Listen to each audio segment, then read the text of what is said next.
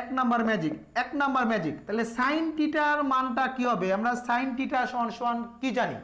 দেখো সাইনের কোনাকুনি কি আছে কত? সাইনের কোনাকুনি 1 আছে, আর কি আছে কত? আমাদের সাইনের যে সরলরেখায় 1 আছে আর হচ্ছে কোসেক আছে। তাহলে সাইন থিটা সমান লিখবো এই 1 আর ডিভাইডেড হচ্ছে কোসেক থিটা। তাহলে সাইন থিটা সমান কি পাচ্ছি আমরা? 1/কোসেক থিটা। এরপরে যদি cos থিটা মান বের করতে চাই, দেখো cos থিটা, তাহলে cos থিটা দেখো তো কোনাকুনি বিপরীত দিকে কি আছে? দেখো তো sec থিটা আছে, আর মাঝখানে কি আছে? 1। তাহলে আমরা উপরে নেব 1, নিচে নেব হচ্ছে sec থিটা। তাহলে আমরা cos থিটা সমান কি পেলাম? 1/sec theta. এরপরে আমরা যদি tan থিটা মান বের করতে চাই, দেখো tan এর বিপরীত দিকে কি আছে? কত? cot থিটা আছে। তাহলে tan থিটা, তাহলে tan থিটা সমান কি লিখতে পারবো? দেখো মাঝখানে 1 আছে, 1টা উপরে দিব আর নিচে দিব আমরা cot থিটা। তাহলে আমরা tan থিটা সমান পেয়ে গেলাম হচ্ছে কি 1/cot থিটা পেয়ে গেলাম। একইভাবে আমরা আরো যে অনুপাতগুলো আছে সেগুলো বের করে নিব। এখন আমরা দেখো যদি sec এর মান বের করতে চাই, sec থিটা, তাহলে sec থিটা দেখো তো বিপরীত দিকে কি আছে? দেখো তো sec এর বিপরীত দিকে আছে আমাদের cos থিটা আছে। তাহলে এখানে কি লিখবো আমরা? উপরে 1, নিচে হচ্ছে আমাদের cos থিটা। এরপরে দেখো আমরা cosec থিটা মান বের করব, cosec থিটা। তাহলে দেখো তো cosec থিটার বিপরীত দিকে কি আছে?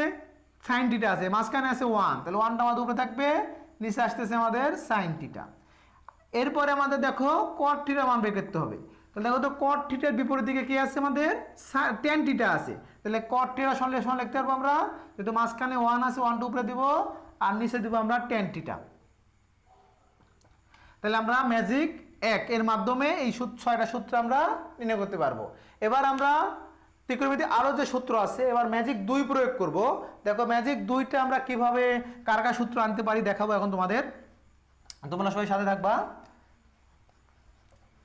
এবার ম্যাজিক 2, দেখো ম্যাজিক 2 এ আমরা সূত্র বের করব কার কার? tan থিটা আর cot থিটা বের করব। তাহলে tan থিটা আর cot থিটা যদি আমরা জানি tan থিটা cot থিটার মান হচ্ছে দুইটা করে সূত্র আছে, একটা সূত্র আমরা দেখাইছি আর একটা করে সূত্র আছে। এই সূত্র কিভাবে দেখাবো?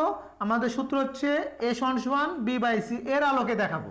তাহলে tan টারে ধরবো আমরা a, sin কে ধরবো b আর cos কে ধরবো c। তাহলে আমাদের এইভাবে আইতো।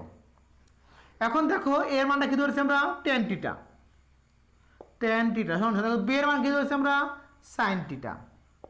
দেখো তো c এর মান কি ধরেছি? cos theta. তাহলে আমরা tan থিটা সমান কি লিখতে পারবো? sin থিটা/cos theta.